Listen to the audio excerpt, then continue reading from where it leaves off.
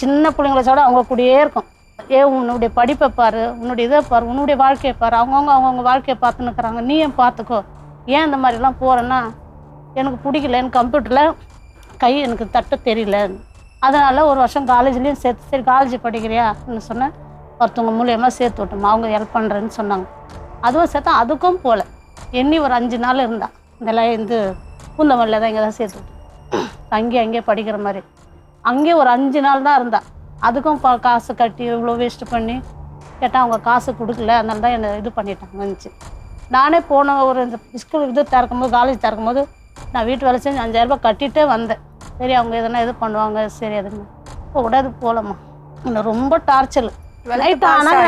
Pass ஆகிட்டா. இந்த mark sheet இருக்குது, அது அந்த சரக்கு இதுன்னு சொல்கிறாங்க, அது மூலியமாக எழுதுந்து அவங்க ஆள் வச்சு அந்த மாதிரி அவளுக்கு எழுத வரோம் பேச. ஆனால் கை உதறும், தன்னு உதறும், ஸ்பீடாக எழுத மாட்டா. ஆனால் பேச்செல்லாம் கரெக்டாக பேசும். இந்த கதை அதில் கதையே இருக்காது, அது கதையாக பேசிடும். அதனால் அதுக்கு பொய் நிறைய பேசும். பொய் அது உண்மை கதை மாதிரியே பேசும். ஏன்டி எங்கே போனேன், நாங்களாம் போகவே இல்லையே. அப்புறம் அங்கே பார்த்தா அங்கே தான் போயிருக்கோம். நிறைய பண்ணிக்கிறாங்கம்மா. எவ்வளோ எனக்கு அவமானமா அந்த பொண்ணு இல்லை தெரியுமா. நானும் சரி நம்ம எடுத்து வளர்த்துட்டோம், எங்கேயும் விடக்கூடாது.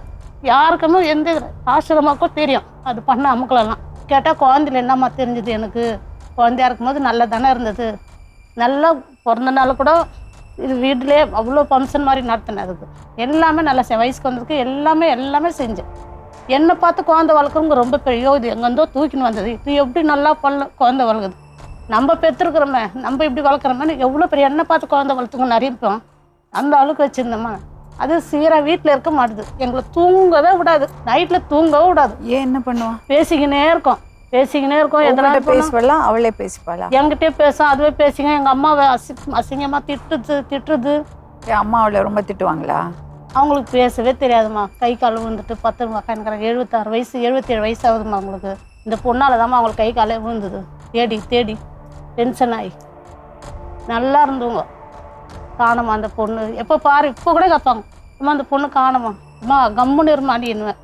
எப்போ வந்தாலும் இந்த பொண்ணை காணும் இதே தான்.